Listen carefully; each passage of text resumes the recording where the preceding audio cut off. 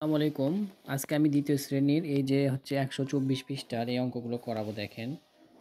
এই অঙ্কগুলো আজকে আপনাদেরকে ৩ টা অঙ্কই সুন্দরভাবে দিব। একবার শর্টকাটে দিব। আগে আমি খাতায় করে নিই তারপরে দেখাই। তাছাড়া ভিডিওটা লং হয়ে যাবে। অনেক লং ভিডিও আপনারা দেখতে চান না।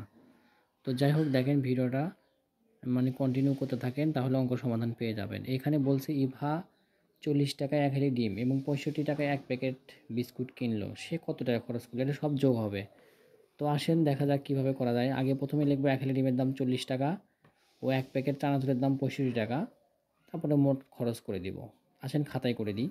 এটা সমাধান করে দিছি। আসলে লিখতে হবে ১ হাঁড়ি ডিমের দাম ৪০ টাকা, ১ প্যাকেট বিস্কুটের দাম ৬৫ টাকা। কিন্তু এখানে প্লাস চিহ্ন দিতে হবে। ছোট বাচ্চা এদেরকে সুন্দর মতো লাইন বাই লাইন শেখাতে হবে, তাহলে শিখে যাবে। তাহলে মোট খরচ ১০৫ টাকা। কি বলছিল? একটি খাতা ও একটি কলমের দাম একত্রে ১০৫ টাকা, একটি কলমের দাম ১৫ টাকা। তাহলে একটি খাতার দাম কত? তা আসেন খাতায় চলে আসি। একটি খাতা ও একটি কলমের দাম ১০৫ টাকা, একটি কলমের দাম ১৫ টাকা। এটা কলমের দাম সোজাই লিখব। তাহলে কলমের দাম চলে গেলে অলরেডি একটি খাতার দাম থাকে। বাচ্চাদেরকে এভাবে বোঝালে কিন্তু ওরা বুঝবে। একটি কলমের দাম সোজাই, নিচে আরেকটা কলমের দাম যে ১৫ টাকা ছিল সেটা লিখবেন। আর ওই যে প্লাস মাইনাস যে চিহ্নটা মানে যোগ বিয়োগ চিহ্নটা ব্র্যাকেটে। এই অঙ্কটা দেখেন মেহেরুলের কাছে ছিল ১০০ টাকা। মেহেরুলের বাবা কিন্তু ৫০ টাকা দিলেন এবং মেহেরুলের কাছে মোট যা টাকা হলো ওখান থেকে মেহেরুল কিন্তু ১২০ টাকা দিয়ে একটা জ্যামিতি বক্স কিনছে।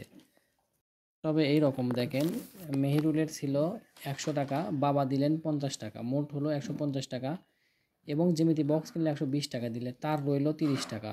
আসলে বাচ্চাদেরকে ইজিলিভাবে শেখালে কিন্তু ইজিলি শিখে যাবে। এখানে আমি চিহ্ন দেই নাই, যেমনটি বলছিলাম। এখানে হবে যোগ, এখানে হবে বিয়োগ।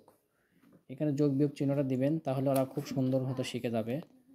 তো ভিডিওটা ভালো লাগলে অবশ্যই লাইক শেয়ার কমেন্ট করবেন। আসসালামু আলাইকুম।